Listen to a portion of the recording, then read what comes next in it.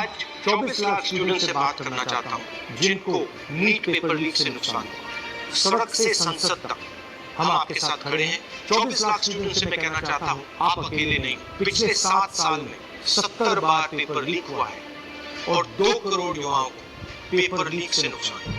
एक साथ हम ये लड़ाई लड़ेंगे और ये लड़ाई जीतेंगे। ये इशू जो है वो हमारा पेपर लीक है। So it's not only about 24 lakh NEET students, it's about whole family. There was a digital leak also this time. हमारे सोशल मीडिया अकाउंट्स बैन किए जा रहे हैं, हमारी वीडियोस डिलीट की जा रही हैं। मेरा नाम पूरे हम लोग नहीं हो पाता। और आप अगर आप क्लैरिटी से खड़े हो गए और पीछे नहीं हटे तो दोनों को आप बात माननी पड़ेगी।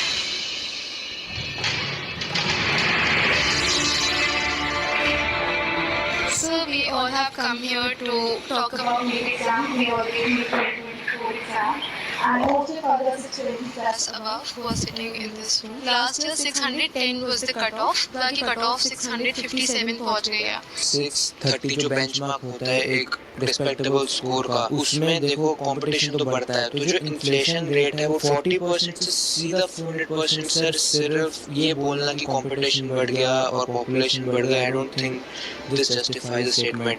तो जितने भी सो कॉल्ड टॉपर्स थे 720, 715 एंड 718, 709, उनके जो एक्चुअल मार्क्स थे probably they are below even 640. Well, how does that happen? So maybe I feel that there are major 4 reasons. The first one is obviously paper leak. Second was that there was a digital leak also this time, like on Telegram channels or maybe there were other platforms as well. Third reason was that there were scams going on which were saying that you just have to leave the blank OMR and the people of the NTA or maybe I don't know from which association, they will fill those OMR. That is cheating with it. It's cheating, and the grace mark is the 4th point, which is not going to impact that much. Sir main issue जो है वो हमारा paper leak है, क्योंकि sir सबसे पहले अनुराग जो student था उसने ऑलरेडी स्टेटमेंट्स में कहा कि एग्जाम लीक हुआ है।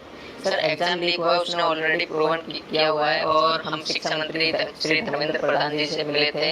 उन्होंने स्टार्टिंग में कहा था कि एनटीए में कोई ऐसा कुछ गड़बड़ी नहीं हुई है, और जहां पर 2 सेंटर्स पर ये चीज़ देखी गई है उनको हम अभी वहां पर जांच की जाएगी, और हमने मांगे रखी थी कि रीनीट होना चाहिए और सीबीआई जांच होनी चाहिए।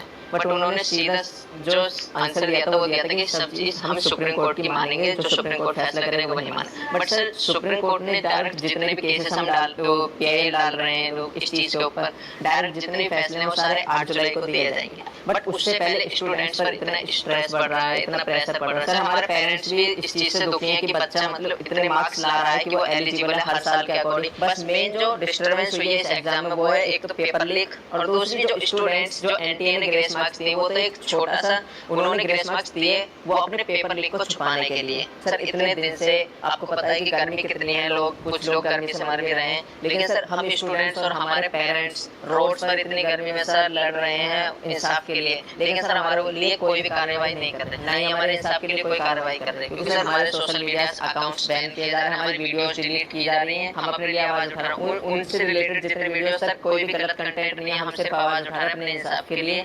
उसमें सर हमारे सोशल मीडिया अकाउंट है, यूट्यूब अकाउंट है, उनको डिलीट किया जा रहा है, बंद किया जा रहा है। One day of the whole year, तो वो हमारा दिन डिसाइड करेगा कि हम डॉक्टर बन रहे हैं कि नहीं। मेरा पापा नहीं है सर, डैड नहीं है, मर गया। तो मेरा मम्मी अकेली है सर। सर मैं 2 साल ड्रॉप लिया सर। 2 साल में मेरे को स्टडी नहीं हो पा रहा सर। अच्छा से घर में प्रॉब्लम, मनी का प्रॉब्लम, लॉन्ग टर्म में पैसा बजट नहीं हो पा रहा सर। ऐसा मैं सोच के मेरा माइंड भी ये भी लोड रहा सर, मेरा ब्रेन भी, मेरा मॉम पूरे सर हम लोग नहीं हो पाता, और एक बार नहीं होता सर लॉन्ग टर्म लेना को, ऐसा सोच रहे। अभी रीनीट करा तो इजी होता सर। मतलब कंक्लूजन है कि रीनीट नहीं हो सकता है, रीवैल्यूएशन तो नहीं होगा। नहीं तो अगर हम आपके लिए 2-3 चीजें कर सकें, सरकार के पर प्रेशर डाल पाए, तो हमें किस चीजों पे बोलना चाहिए? सबसे पहले तो सर सेकेंड एनटीए एजेंसी जो है वो एग्जाम्स ना ही कंडक्ट कराया अगर वो नहीं करवा पा रहे हैं, एक्नॉलेज करें कि हम नहीं मैनेज कर पा रहे हैं। NTA as a concept is a failure. Yes NTA पर हमारा किसी का ट्रस्ट नहीं है कि ये मिस है। First point is exam. Second point, NTA is not correct. Third point, education system पे फोकस करें और काउंसलिंग सर से 4.8 की जो बेसिकली जो ब्लाइंड स्पॉट्स हैं जैसे कि टेलीग्राम पर पेपर लीक होना, ऑनलाइन पेपर लीक होना, इसके ऊपर भी इंक्वायरी होनी चाहिए। So it's not only about 24 lakh NEET students, it's about whole family. फिर सर जो बोर्ड्स का प्रेशर, फिर नीट में परफॉर्म करने का प्रेशर, तो सर बहुत सारे लोग तो मेडिकल ही नहीं देंगे इस चक्कर में। ऐसे क्वालिटी डॉक्टर्स बनेंगे, क्वालिटी कुछ नहीं है, तो ऐसे ग्रेसिंग मार्किंग करके अंदर गए हैं। जब वो डॉक्टर्स बनेंगे तो can you imagine the condition of the people of India? आपको क्या लगेगा, आप अगर कोई ऑपरेशन करवाने जाएगा, क्या वो वापस लौट के आ पाएगा? हमारे पास इतने सारे केसेस हो रहे हैं, हमारे पास नोन में कि भाई किसी को और का पेशेंट ऑफिसर सिलेंडर है, उसका इंटेस्टाइन निकलवा दिया, उसका किडनी निकलवा दिया।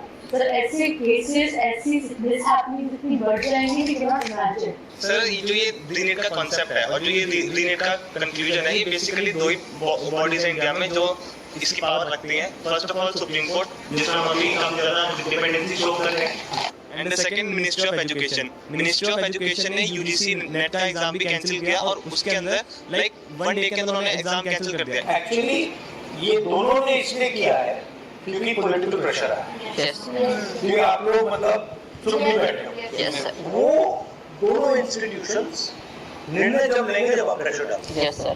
अगर आपने ठीक से प्रेशर डाला और आप पीछे नहीं हटिए और अगर आप काफी स्टूडेंट्स आ जाएंगे तो वो दोनों इंस्टीट्यूशन इसको कैंसिल कर। पावर ना कोर्ट के हाथ में है ना मिनिस्ट्री के हाथ में है, पावर आपके हाथ में है। अगर आपने क्लैरिटी से खड़े हो गए और पीछे नहीं हटे तो उन दोनों को आपकी बात माननी पड़ेगी। ठीक है, थैंक यू। आपका जो एस्पिरेशन है, आपका जो विजन है, इसी से देश का विजन बनेगा, इसी से देश की प्रगति होगी। अगर सरकार आपकी रक्षा नहीं कर सकती है तो ऑपोजिशन आपकी रक्षा करेगी। ये जो आपका मुद्दा है, इसको मैं पर्सनली संसद में आपके लिए उठाऊंगा और पूरा का पूरा दबाव हम सरकार पे डालेंगे। धन्यवाद।